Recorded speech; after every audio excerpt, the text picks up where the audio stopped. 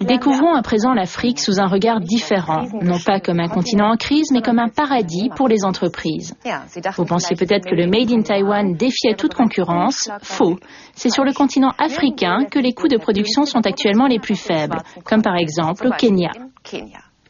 Les entreprises qui s'y établissent ne paient ni taxes ni droits de douane, mais malheureusement elles versent bien souvent des salaires de misère.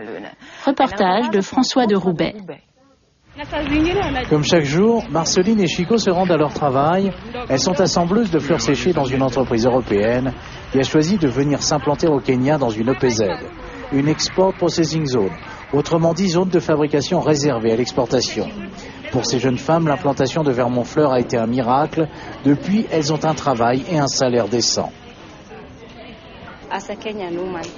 C'est très important pour une femme kenyane d'avoir un travail, car nous avons beaucoup de problèmes à assumer. Par exemple, si vous êtes une mère célibataire et que personne ne vous aide, vous devez avoir un travail pour aider votre famille.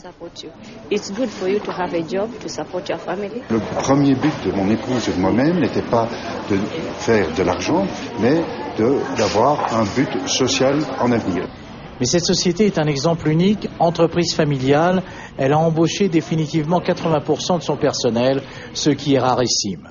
À Athi River, non loin de Nairobi, 40 000 personnes travaillent pour des sociétés étrangères. Ici, changement de partition. 71 multinationales sont présentes. Objectif, augmenter les profits. Ce qui les attire, une exonération totale de taxes, un atout majeur pour le chargé d'affaires.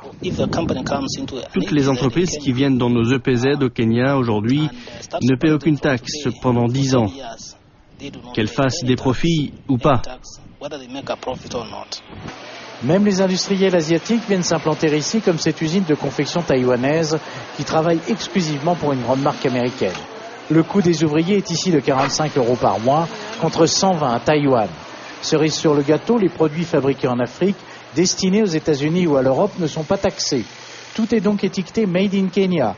Le nom de la marque, lui, ne change pas, et c'est là l'important pour le consommateur.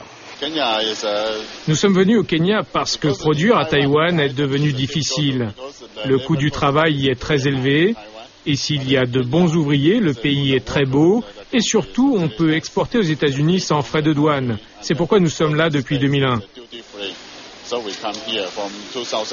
Certes, les conditions de travail s'améliorent et ces zones sont porteuses d'espoir, mais à quel prix ? Car les profits énormes générés ne sont certainement pas redistribués équitablement. Mais ici, personne ne se plaint par crainte de perdre son emploi.